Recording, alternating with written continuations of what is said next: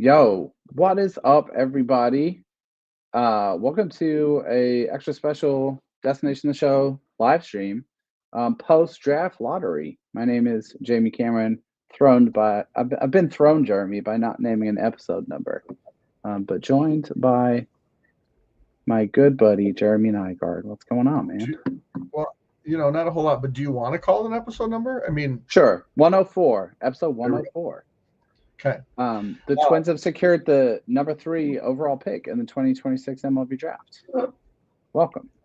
Yeah. How do you feel? Because you were number one or bust. I feel pretty good about it, honestly, and we'll get into all of that. We can talk through all of the ramifications, everything that went down, but I think it is on the better end of possible outcomes that we could have been looking at from today. So I feel pretty good. My question for you before we dig into all of this is did you actually get to watch this? Did you watch it live? How did you experience the draft lottery? First? Today was the first time, because of the weather, the high school basketball game that was scheduled to be played was not played. So my whole family was home. And so I actually watched it with my 15-year-old. And so it was a little confusing because they put the teams with the 0 odds at the bottom, even though they can't pick there. They're picking 10 through 12. The Mets, because they didn't go up, dropped, and like Amsinger just didn't really even in the NBA lottery, when somebody moves up, Mark Tatum, he announces the team, and then Rachel Nichols in the background says, "That means that the Rangers have moved into the top 4." Right? Yeah, exactly. And so there was none of that, which anybody could have added that. It's it's obvious because the names didn't blur out, but it's the fact. So why don't we just address that? Yeah. Why don't we put the teams where they're supposed to be? Because really the Rockies are going to draft 10th, right? There's no scenario in which that doesn't happen. Yep. So just put them there to start, and then when you get to 12 and 11 and 10, you just say what is such an obvious thing. I don't know. It was fine though, and then the draft, then the Twins card turns over, and I'm disappointed, and my 15-year-old's like, oh, and then 5 seconds later he goes, wait, why do I care about this? The Twins suck anyway, and then walks out of the room. So, but that's the reality, right? You're a teenage kid, and if the team's not good enough to keep your interest, you're not interested. Fair. So, it was good. It was fun. The two teams jumping up early, didn't really see that coming, and that made it a little more nerve-wracking. Yeah, so I'm glad you brought that up, and 100% with you. There's so many variables at play here, right? With the 3 teams that are locked into those spots that, I don't think your casual fan who's tuning into the draft lottery knows, oh, well, here's the reason that the Rockies can't pick inside the top 9, right? They don't know that. But no one is narrating through that for people. So they explained it at the before it started. Okay, but people aren't going to anchor into that. That's too difficult to remember. Correct. So I'm glad you got to see it because you never have before, I think. And my consumption was very stressful of this. As you know, I've been traveling for work today, and I bought a $9 American Airlines in-flight Wi-Fi pass. Let's go. Which is obviously terrible. It's like a little plane. It's not high quality Wi-Fi. So I'm refreshing social media because that's the fastest way to get it, as opposed to trying to stream it, which is not a possibility. And you get these big jumps of tweets and updates and things that people are posting. And so the first one I see is someone saying the Giants and Royals have secured top 6 spots. Okay. Without any more context. So immediately I was in panic mode, being oh my God, that means 2 lottery teams have been displaced. And the Twins are one of the 6 teams that should be in that top 6. This could be a really, really bad day. And I saw later other people's reactions were similar. Then of course the Royals end up at 6. I think the Giants end up at 4. As you mentioned, the Twins end up at 3. So kind of crisis averted. But I'm curious, I guess, like Jeremy, like your reaction to them being slotted in 3. Obviously, we wanted 1. I do think we spent a good amount of time last week talking about like how a top 3 pick would be a solid outcome, something that they had around 65% odds to accomplish. So now that we've had a couple of hours to marinate on it before we get into all the machinations and the details and the money and the talent and all that stuff, how are you feeling about winding up 3rd for a team, by the way, who finished with the 4th worst record in MLB in 2025? Yeah, I mean it's a disappointment when you know who the big prize is, right? Even if that can change, it's like if there would have been a lottery with Bryce Harper or Steven Strasburg, like I anticipate Cholowski going kind of wire to wire here. Yeah, I agree. But like Skeens kind of came out of not necessarily nowhere, but made a big leap. So 3's not an awful place to be from the perspective of, like I said, I think Cholowski goes wire to wire. The White Sox take him, which absolutely sucks for Twins fans because that's another stud that they will add to their farm. And the more that I've read on prospects and kind of gone down that rabbit hole as much as I'm willing to do in December, Emerson is number 2. And I think he's very, very much the type of guy the Twins would take at 2 if they would have got 2nd. And so now it's like, who's going to be that guy that kind of elevates into that list. And like, we talk about the year that the Twins got Brooks Lee, they kind of fell into their lap. Jackson Holliday went first, or was it Ethan Holliday? Is it Jackson Holliday? Jackson. And he at this point in time, he was like 50 something, right? And had a great spring and went all the way to 1. Or Skeens. Well, Skeens was still in that. I mean, he was in the top. He wasn't the number 1 pitcher, but he was there. Willits last year was a late first type guy. And there are kind of guys that fit that profile, and I kind of match Willits. I said at this time last year, like, Willits to the Twins would make sense. You hated him. He went first overall. The rest is fun history. But I think at this point in time, like, it feels to me like it's 1, and then it's 2, and then it's a lot of names, and the Twins can cast a wide net, have strategy, and figure out what guy best fits their type of plans. And like I've said with the draft before too, and with their kind of setup, like, you can take a swing. And I don't think at 3 you take a high school pitcher. I think that would be really hard. But if there's a college pitcher that really ascends, can make this a harder choice. I do think they would prefer a hitter. That's what they've done. But I think there are good options to look at right now. And we have talked, and we'll continue to talk about some of those guys. We'll get into those in a second, but I did want to react to a couple of things that you said there, right? You said after 2, which is right now Emerson, there's a cluster of guys, and you can choose to order them in a bunch of different ways. I would add that I think that points to and underlines the quality of impact talent as opposed to there not being a clear 3rd, 4th, 5th guy. Like there's a ton, especially as you mentioned, of really good college hitters in the mix there. Something else you pointed out, Jeremy, which I want us to touch on. Bad day to be an AL Central team for a couple of reasons. First of all, the White Sox, even though they had the best odds of securing the number 1 pick, you would have to consider them one of the 2 or 3 biggest winners of the draft lottery because they're going to get their shot at the consensus number 1 guy. The Kansas City Royals moved from 16th to 6th, which is going to add somewhere in the realm of $2.5 to $3 million to their bonus pool. I think something we haven't talked about a ton, just given our focus on the Twins, is how much better they are operating and executing on player development in recent seasons. Their farm system's a lot stronger. Their development has gotten a lot better.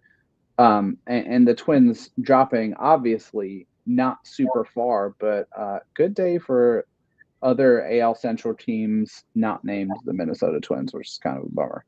Mm-hmm.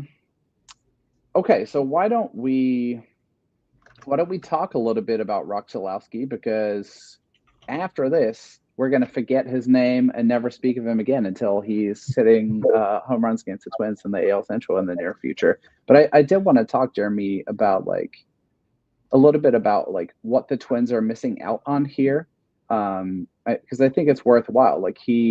And it is unusual. You mentioned him potentially going wire to wire. That's pretty unusual in a draft class, but I think you're right. I think that's how this is going to shake out.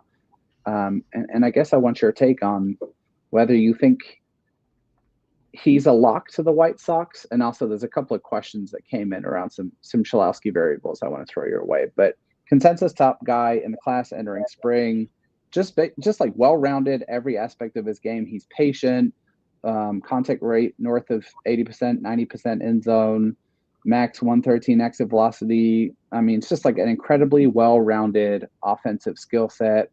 Outstanding defender at short, pretty much a lock to stick there. Draws rave reviews for his leadership skills. He's been called the best college shortstop prospect in 2 decades by MLB Pipeline. So certainly seems like a lock to go number one, but there's questions that have come up, and I'm going to throw one your way from Raphael, who says, how would a Rock Chalowski injury impact his draft stock? Any chance that a major injury could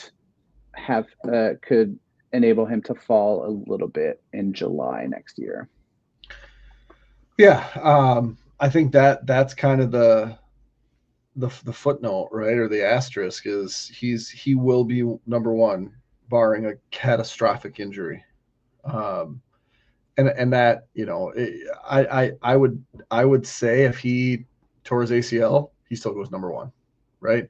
And so it would have to be something even more catastrophic, because I think, I mean, if you project this, and I'm not saying he's Bryce Harper, but that's kind of the last hitter that would fit the same profile, right? Wire to wire, prep guy, not a prep guy, but had all the stuff as a prep. He's probably, at this point in time, if I'm a White Sox fan, I would say he's the favorite to be to be an opening day starter in 2027. And he then puts himself in a position, if he continues at the rate that he's progressing, puts them in a position to get another draft pick, right? Mm-hmm. They don't even use like Bobby Witt's name when comparing him. They talk about like Grady Emerson being more in that realm, but like the fact that Chalowski should very easily go on, could very easily be a starting shortstop, and will, whenever he debuts, be in the conversation to be the rookie of the year and make his team some extra, potentially get an extra pick, which is extra money, which only adds to things. So I mean, it's kind of the gift that gives on, and I do think, yeah, there are circumstances that he could not go on, but they're not. There would be an uncommon type of thing. So we've seen crazier things, right? But I mean, have we felt, since we've done this together, since you've really got into the draft, have you felt like there's been a more solid number one prospect? I think maybe you could make the argument that Dylan Cruz was, and then Paul Skeens just went on an absolute bender. Yeah. But I would, unless you have a Paul Skeens type ascent from what, like Liam Peterson, it's just not going to happen. Yeah. I was thinking about that today, and I'm glad you brought that up. And I was trying to slot where would Chalowski go in various drafts over the past couple of years. And I found it to be an interesting thought exercise that I'll be curious for other people's opinions on, right? I think if we go back to 2025, as you pointed out, Eli Willits went number one. Chalowski easily goes number one in that class. Like, no debate, no question. Agreed. 2024, we had a cluster of really interesting, especially college bats, right, with Travis Bazzana, JJ Weatherholt, Nick Kurtz. Now, it's hard to look back at this draft with Nick Kurtz having gone on to have one of the best rookie seasons of all time, and say we would slot Chalowski ahead of Kurtz. But I certainly think he's going in the top, at worst, top 2 or 3 in that class, and very possibly number 1. Where I think things get really interesting is in 2023, right? Where you have this cluster of guys. You mentioned Skeens, who really emerged throughout the year. Dylan Cruz, who was one of the most famous college hitting prospects in recent times, Wyatt Langford, and then the 2 prep guys, and Max Clark and Walker Jenkins. I would be really curious to see and hear folks from the industry's input on where Chalowski would slot into that group. And like if he would be able to break up that top 5, because that's always been discussed as like, here's a cluster of guys who would go number 1 in any other draft, all 5 of them. And the early returns, I think, with the exception of Cruz, arguably, have been really, really strong for that entire cluster, in particular with Skeens, of course, the prep guys naturally moving a little slower. But I do think that's an interesting thought exercise. And while I think Chalowski is an incredible prospect, I do wonder where he was slot in that top 5. So that's maybe a question we can come back to another day. So yeah, but I think the question that needs to be asked today is, when the draft lottery ended, when the draft lottery was revealed, Dylan Cruz was the number 1 at that time, right? And I would say it probably a fairly undisputed number 1 at that time, right? When the Pirates won, that was the thought. Oh, they're going to get Dylan Cruz. I think if Chalowski, if that was today, right, we meld those together, I think it's Cruz or Chalowski, right? And then Skeens still goes 1, and there's a debate at 2 and 3 and 4 and 5, and then 6. Someone gets lucky at 6 instead of 5, and then we move on with the draft.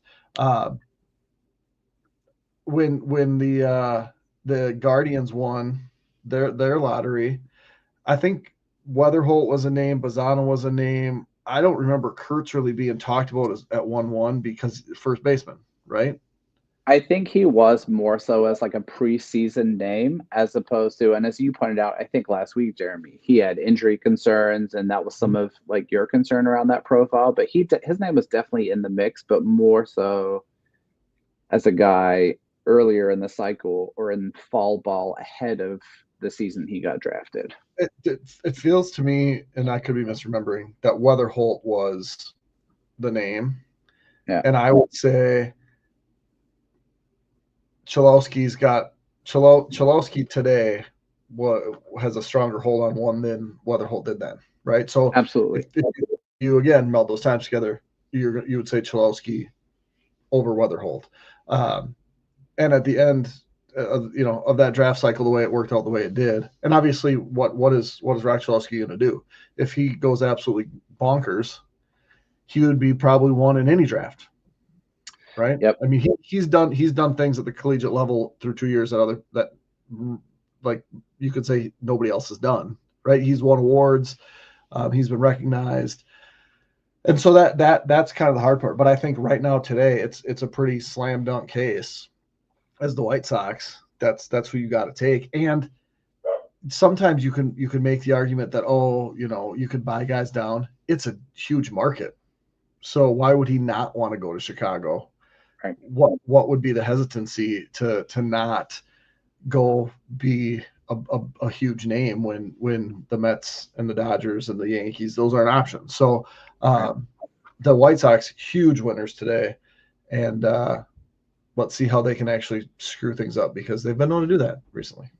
Fingers crossed. Okay, let's get into the weeds of some of the names, Jeremy. So I've bucketed guys out, and this is going to be a choose your own adventure, and we're going to just give a high-level overview of some names, and then you're going to give me who do you like best out of these options. And we're not really paying attention to like rankings at this point because that seems a little silly. We're so far out. We're just more so this is an opportunity to talk through some of the prospects, some of the things they do well, some of the opportunities they have, and then for us to identify some of our favorite guys are at this point.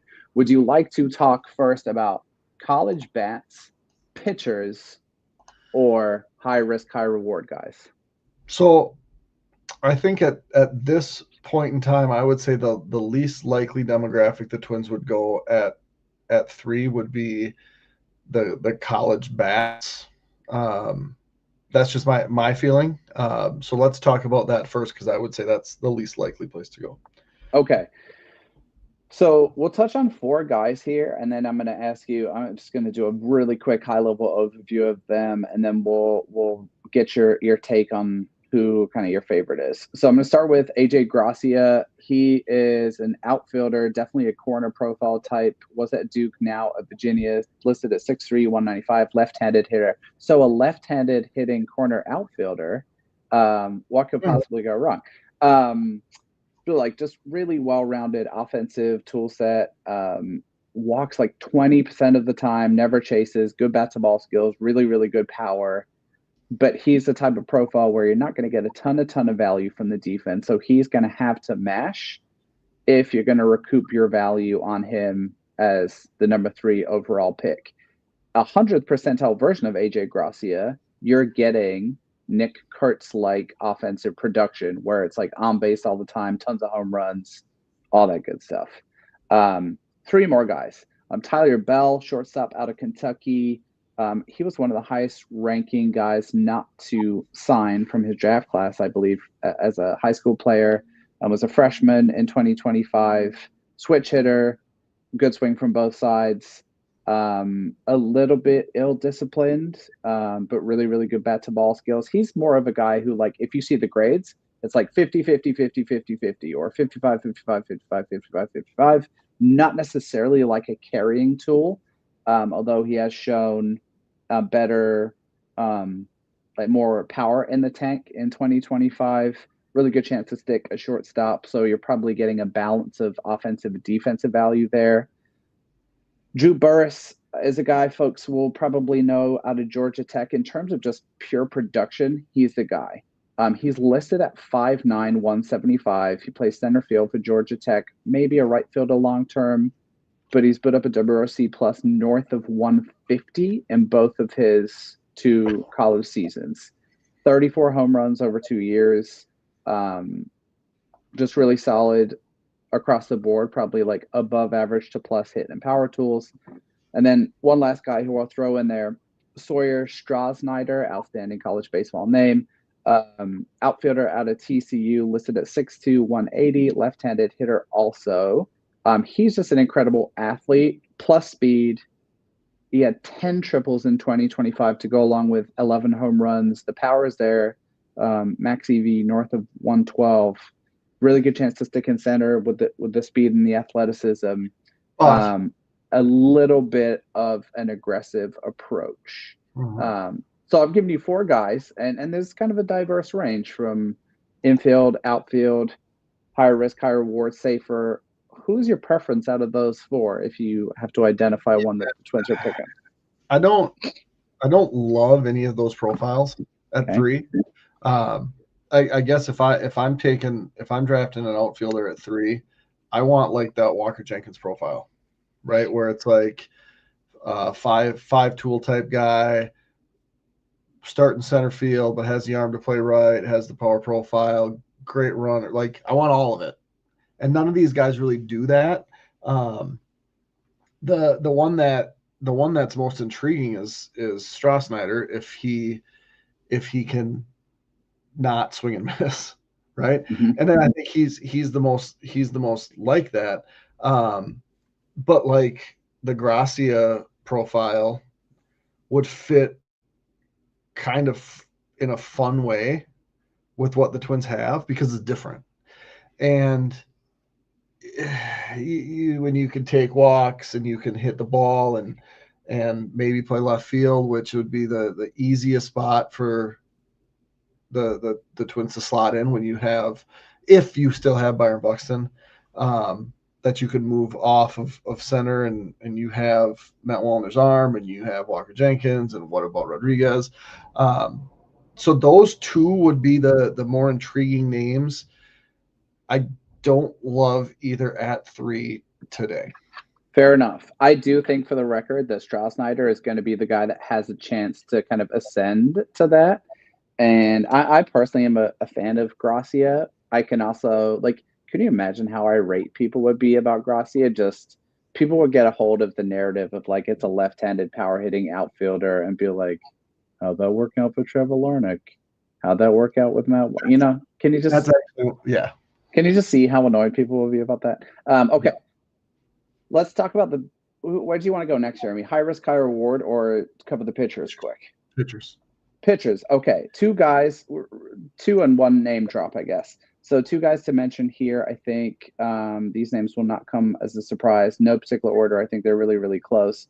One is right-handed pitcher Cam Fluke out of Coastal Carolina, listed at 6'6", 205, pitched in the College World Series, Championship Series last season.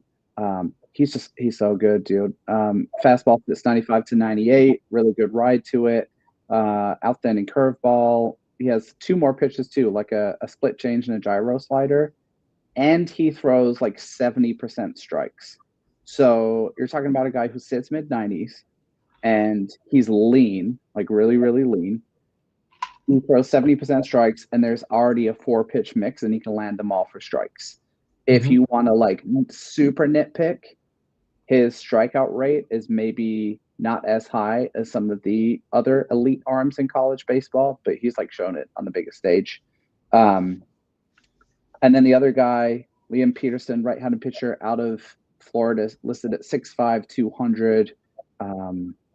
Just like really outstanding athlete, a mover, fastball up to 99, up to 21 inches of ride on that pitch. Really good slider that he throws for strikes a ton, and a good changeup there as well. Control and command is kind of the issue there, but it's like incredibly high octane stuff. I think of the 2, you would associate Peterson maybe more so with a little bit more reliever risk than Fluke. And there's a third guy who's kind of the 1B to those guys, 1A, named Jackson Flora, who's up close to triple digits too, out of UC Santa Barbara. But if you're a pick, let me put it to you this way. You have to take Liam Peterson or Cam Fluke at 3. Who are you taking today and why? Right now, I would take Fluke just because of the strike throwing ability. I do think that if Peterson gets the start, like he was the name coming into last year that was most talked about this year, more so than Fluke, if I recall that correctly, where it's like he could be the first pick in next year's draft, and he could make that type of ascension where it's like now he's part of this mix. And I think Fluke does it in a different way because of all of the things you mentioned. So if I had to choose one of them right now today, I take Cameron Fluke. Part of me thinks too, like the Twins, the way that they've drafted out of the Carolinas, right? Not to say that they haven't drafted SEC pitchers, drafted guys from Florida, although I can't recall anybody off the top of my head, former Gators, that they've drafted. And so no, I don't have one. But they've used 3 first-round picks on Carolina guys. I'm going to do my research powers and try to find their Florida State picks or the University of Florida. Yeah, it's just UF. So that's kind of my thought. Like the conviction of that area scout, and honestly, the profile is that of a front end guy, and to get a college front end guy, I was very much you got to draft Skeens first. You got to draft Skeens first. If you have the opportunity, please take Paul Skeens. Yep. And so if it went today, if the draft was today, it went Chalowski, Emerson, and Fluke was the pick, I would have no qualms with that. How about you? I think it's funny. So I would take Fluke too, but I actually thought you were going to go a different direction, which I think fits too. What I thought you were going to say is the Twins have shown a tendency to draft elite strike throwers. That's true. which is true kind of in a different way because they've typically locked in onto those guys as mid-round picks like Zebby Matthews. Fluky is an elite strike thrower just with the type of stuff that can get you to a guy who can start a playoff game for you at some point. And so I agree Fluky would be my pick. Peterson has received really, really rave reviews from fall ball. So I'm really interested to see what that looks like in the spring. I think the pitchers are the guys who will either rise up or kind of fall away most dramatically based on how their season goes. And Peterson is pitching in the SEC, tough. So we'll kind of see how that shakes out. And a huge health thing too. Like there's a ton to do with health. I could see. I mean, Peterson has the type of stuff they both do that they could both be top 4 picks. When we talk about strike throwers, though, it's take the guys that throw strikes, develop, and add velo. Fluky's already got it. Yep. So that's what sets him apart from what the Twins have drafted. They haven't had the opportunity to draft these guys because they haven't drafted this high. Theo, have you found the last Florida pick? I found their last 2 pitcher-wise. So the last one did not sign. If you remember this name, Jeremy, I'd be surprised. His name was Tommy Toledo. He was picked in 2010 in the 20th round. Didn't sign, and then he was a minor league free agent and signed with the Brewers and kind of flamed out in their system. But the last one that they drafted that did sign was the year before, left-handed pitcher Tony Davis, 12th round of the 2009 draft out of Gainesville. So they haven't done this since the Bill Smith days in the GM role. So what a guy. Yeah, we got a couple back there. But that's a 15 years between draft. Like, well, it'll be 16 by the time we get there. I mean that to me is. I mean, it's not. Oh my gosh, they haven't done it, so they'll never do it. But to me, like when they drafted God, they didn't even draft a guy from. I was trying to think of if they ever taken a guy from Coastal, and I'm not sure that they have either. Hello, they took Derek Bender from Coastal, who then got kicked off the team. That might be a bad. Also, they also got Peyton Eels, who was a Coastal. But that's the scout thing, right? It's having conviction. I'm sure it was the same scout that drafted Levi Michael, and he actually came in after that. But Sabato, Walker Jenkins, Jeffers, successful guys that they've drafted from the Carolina area. So, I mean, Cam Fluky, but he's not playing at the same. His weekends aren't going to be the same as the SEC, even though they're going to be competing for the national championship. Yeah, the College World Series.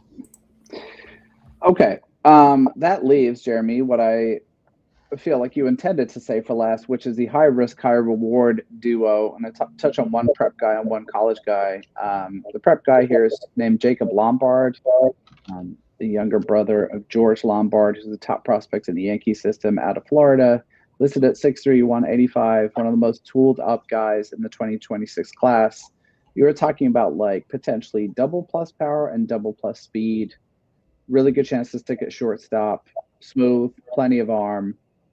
The hit tool is the question. The swing and miss is the question, especially against breaking stuff. And that's what gives me pause.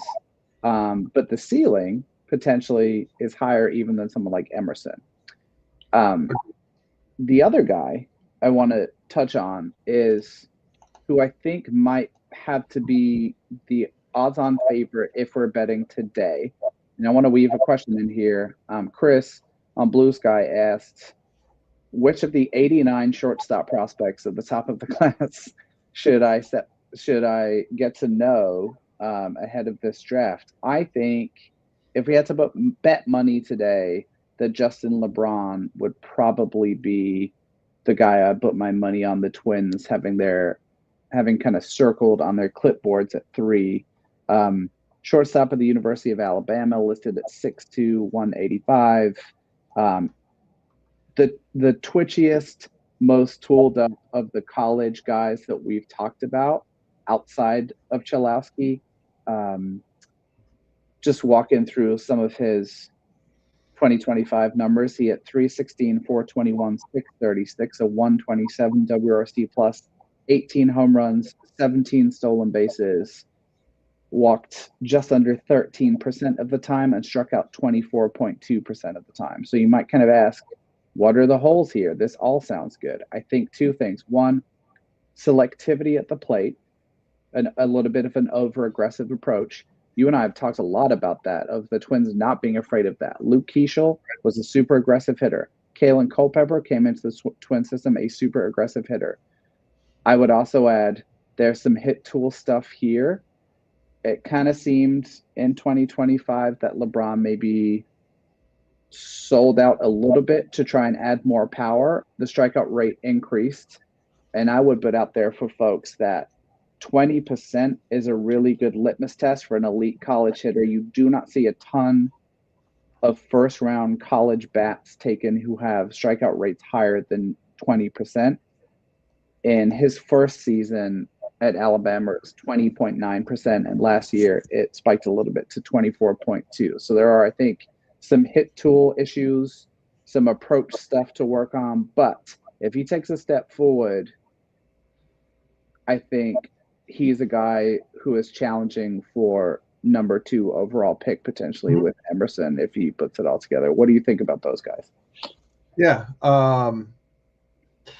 If it was Lombard, I would have no issue with that because you take a big swing there, and it's an aggressive swing, and it's the type that it could be the man, he's not in the top 100, or oh my gosh, he's the number 1 prospect already.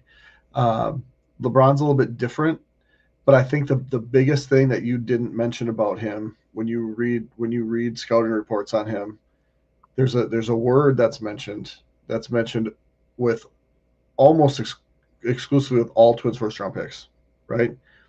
Plus makeup. And they've had a great relationship with drafting guys from Alabama. Mm-hmm. They're going to know exactly everything that they need to know about him. And if you're as athletic as he is with the tools that he has, and you're able to play shortstop that he is, that's all great. But I think you could, if Merrick Houston, ends up being the guy, or Kevin Culpepper, or Brooks Lee turns around, like you have all these shortstops. LeBron can play center. LeBron can play third, right? If he becomes a power bat, like you could put him in a corner, you could put him in the outfield with his arm, you could put him in the corner with that profile too. So I think that would be, again, the type of guy that might take a while, might drop off the thing, might come back, might all of a sudden ascend to the very, very top of the board. And Lombard's a little bit older. He won't be 19 when he's drafted. I'm sure that impacts the model a little bit. LeBron won't turn 20. He just turned 21. And so that Cholowski's 20 until April, but 21, just turned 21, I don't think is going to be a negative mark on his age. There is another name, and this is not on the thing, but I want to throw this at you. A guy that reclassified, a high school hitter, and I may butcher this name, Rocco Maniscalco. Yeah. Did I butcher his name? Yeah, so I actually haven't even written him up yet. He's definitely a guy who's shooting up boards at the moment, and I think has gone from, how it is, Jeremy. I feel like there's certain points in every cycle where you go from guys not really being on major industry boards to suddenly there's a guy in the top 30 who you've never heard of. I think this is that kind of energy for more casual draft fans. Maniscalco is a prep bat out of, it's either Alabama or Mississippi. You can maybe correct me if you're looking at Alabama prep committed to Mississippi State. Okay, there you go. There's the source of my confusion. But I think to your point, we've talked through 6, 7, 8 guys. when we do this again in a month and in a month and in a month, we're going to probably filter some guys out of this cluster and filter some guys in. He's a good example of someone that could be added. I'd highlight another guy, Blake Bowen, an outfielder out of California, J. Sarah High School, which I believe is Royce Lewis's high school, who I find particularly interesting also, who is a guy who could kind of shoot up into that type of consideration. So the list is fluid, all of that to say, but I do think everything you said about LeBron makes sense, and it's going to be fun to track. Mm-hmm. Let's talk a little bit about the bonus pool math here, Jeremy, because I did some nerdy napkin math calculations. Here's what I came up with, and I'll quickly roll through the highlights. So we're going to use 2025 numbers and 2025 picks as a proxy for the Twins bonus pool. So these won't perfectly translate, right? Because every draft cycle, there's a different number of compensation picks for qualifying offer guys and this, that, and the next thing. But it will give us a good approximation.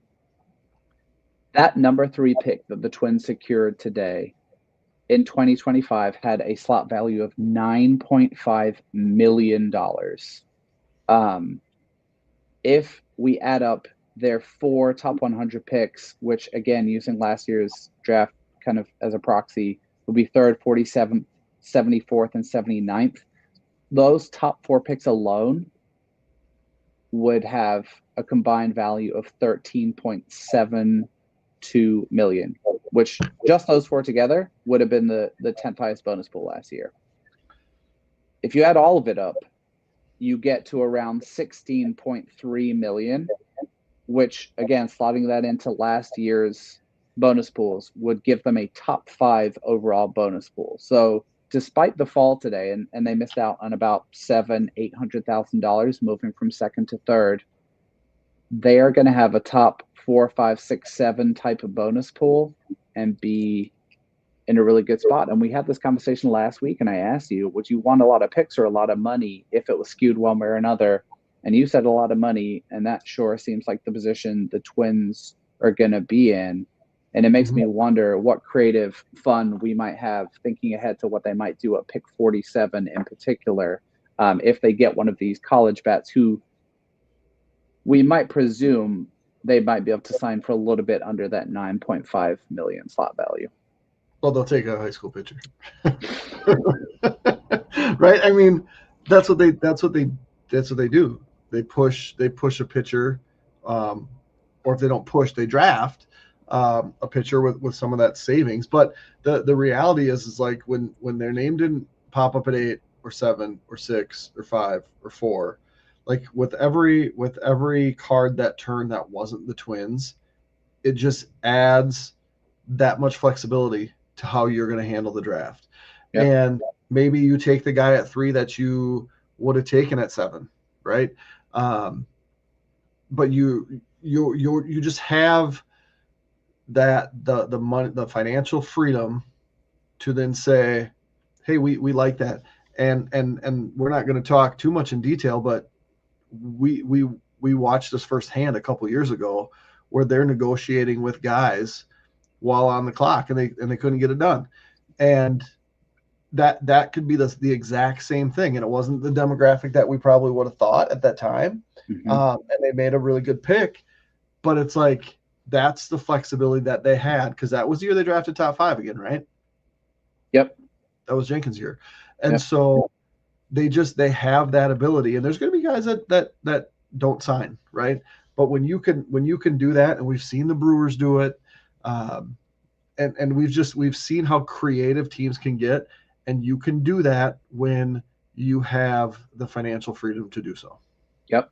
Dude, I can't believe I forgot my little Justin LeBron nugget that I wanted to share with you, or Justin LeBron adjacent nugget, which was, I was chatting with John Bonus earlier today, and he mentioned hearing from Twins folks that Sean Johnson, formerly a guest on the show, by the way, had his heart set very much on, we just want to make sure that we secure a top 3. We just want to make sure that we secure a top 3. And the reason I found that interesting was that it's been true for a while now that Chalowski's been the consensus number one guy, and Emerson's been kind of like the 1B and certainly the number one prep guy. But what it potentially indicated to me was the Twins might have their eye on a guy, and recognizing that we're super far out, a whole baseball season between now and then, but they might have a favorite for the 3rd overall pick. And a lot of what you said really resonates about LeBron, right? High character guy, Alabama guy. They have a relationship with that program. They took Riley Quick last year. So interesting, just little, yeah. Interesting note. Now, the one thing that we know is true of Sean Johnson is that he may have a favorite today, but that's not going to make the net that he casts any smaller. Like, he is going to cast widest net and have his guys all over America, and he will be all over America trying to make the best pick for the Twins. We got to get Sean on and ask him who he's going to take. That'll be that's your homework, Jeremy. Between now, send him a text. I'll be like, so who's it going to be? Yeah.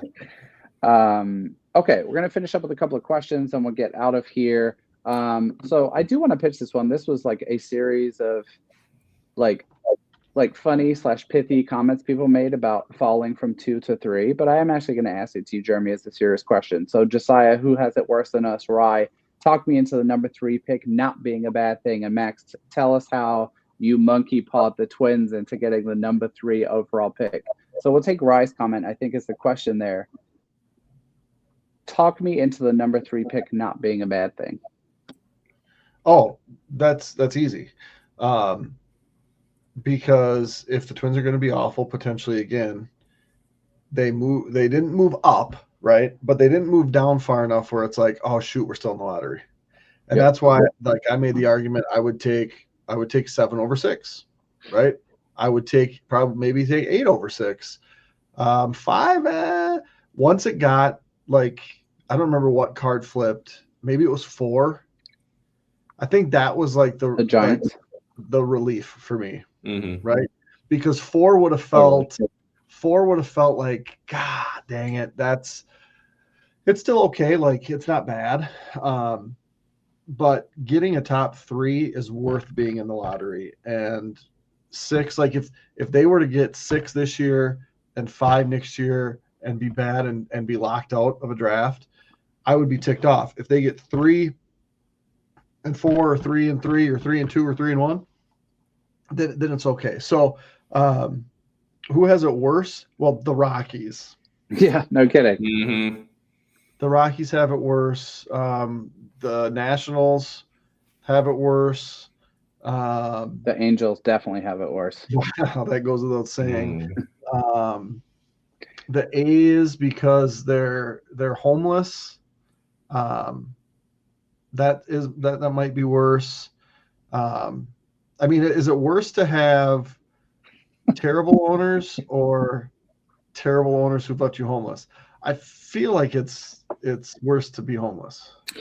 I think the sting with this is just they had the chance to take the number 1 pick away from the White Sox, and a division rival has it. And I think that's why a lot of people are more disappointed. I'm going to be very curious to see, with the Rays being back in the top 3 for the first time in a long while, I think that is going to be very intriguing, because it's like, who the heck knows who they could go with how they develop players. And if they can have their pick of anyone except who the White Sox get, I mean, that's really what's going to intrigue me.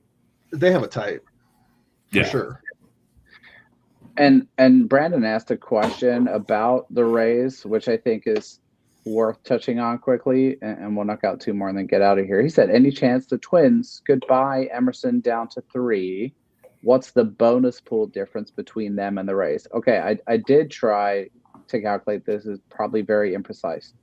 The Rays are going to have at least $1 million more in their pool than the Twins. One, they pick 1 slot ahead, which is like a $700,000 to $800,000 difference. The Rays also have a Comp B pick like the Twins, but they're picking 2 slots ahead of the Twins in Comp B. So that's going to add up to roughly $1 million more. So I guess I'll flip that to you, Jeremy. Any chance? I think there's more of a chance the Rays just don't pick Emerson, and there's another guy that they end up liking, and the Twins acquire Emerson that way, as opposed to kind of buying him down to number 3. Yeah, I don't necessarily see that being a thing, because it's the Twins, and not the Dodgers, not the I mean, not the Tampa Bay's a great place to play. However, it's Florida versus Minnesota, right? And unless you've been in Minnesota, you're like, why would I want to go play in the freezing cold? And so that to me is like, there's always the chance that you could throw wild money at people. Like that's always a thing, right? You could punt your entire bonus pool. Kylie McDaniel did a thing a handful of years ago about how some teams entirely like say screw the rules and just forfeit picks, and they could just buy a whole bunch of guys. That's an option, one that the Twins would never. They're not going to pay the tax. They're not going to blow through it, right? But there's always where there's a will. If you want a guy, there's a way to make it happen. It's just it's opportunity cost, and I'm not sure that it's worth it, because you never know. And that's the thing. Like Dylan Cruz can't miss, right? Hasn't been great. Wyatt Langford looked unbelievable, and then it's hurt a lot, right? Walker Jenkins, we love everything about Walker Jenkins aside from the fact that he's got old man ankle, right? And Max Clark, who none of us were real like. There was Max Clark, and then all of a sudden Max Clark maybe the best of that group. So it's just it's so hard, and I think that's why teams are very skeptical or very hesitant to say we like this guy so much more that we're willing to throw $3 million at him, because we just don't know. And I do think Emerson would be great, but I don't know how that works. I think Grady Emerson's his brother, and so do you know this to be true? Who? Grady Emerson. Grady Emerson is who we're talking about. Colt Emerson? Oh, I don't think so. Mm-mm. We don't know that. So I don't believe so. One more question. I thought they were siblings. Well, he is also a top prospect. I don't believe they are related. I'm not even sure. Last question I want to throw your way. AI is not that I, if you know what I mean. Raphael asks, who's a good comp for Drew Burress? I'm not going to give you one because I hate comps. But he says please do. No, I don't have one. Not a fan of his size. So I did just want to touch on this because I think it's interesting. Because Drew Burress is listed on Fangraphs at 5'9", 182. And short amateur players are absolutely discriminated against in baseball. But I just want to read some of Burress's numbers from last year. You're going to like this, Jeremy, because you like someone who walks more than they strike out. 333, 469, 693. He played in 60 games, and he walked 53 times and struck out 42 times. 18% walk rate, 14% strikeout rate, 19 home runs, 25 the year before, 151 WRC plus, a 173 WRC plus the year before. So, like, I agree in terms of, like, if we're picking, I'll take a guy who's 6'2", 6'3", over a guy who's 5'8", 5'9". However, we talked about this last week a little bit with, what's his name? Jacob Wilson, of, like, you fall into these archetypes around certain like prospect types you either like or don't like, and you tend to fall into that trap. I'm trying to avoid the trap with Burress and just say, like, his production is inarguable and incredible, and he does not show any signs of slowing down. So I have no reason to believe he will not be able to be an excellent player at the next level. How about this for comp? Oh, God. Let's say that Jose Ramirez wasn't a switch hitter and played in the outfield. Interesting. Smallish. Is he small? He's listed at 5'8", 190. Wow. Okay. He is small. I didn't know that. Like, dude plays really big. and is a top 5 MVP type every single year. I quite like that. I mean, So that's an outrageously aggressive comp, but I hear what you're saying in terms of like stature. He does everything well. I don't think that type of power is going to show up for Burris, but I feel you. I dig it. But walks, I mean, he's got 666 career walks and 802 career strikeouts. Like, he's just a super solid player. I'm obviously, being a third baseman is different than being an outfielder, right? Yeah. But that to me is just one that I was like, yeah, I can get on with that comp, because I love comps, especially since you hate them. It just the yin and the yang here. All right, dude. Well, let's call it a day. I'm so excited for this draft cycle with you, man. Like, it's going to be so much more fun in a good class picking third than picking 16th or 21st or whatever. For all of the Twins picks. So let the speculation begin. Thank you guys for checking out the show and listening. We will be back with Rule 5 stuff. That's Wednesday, right? Off-season plans. Yeah. That's tomorrow. Plenty of other Win stuff to catch up on, and we will cover it all when we are back next week. Thank you guys for checking out the show. We'll see you next time.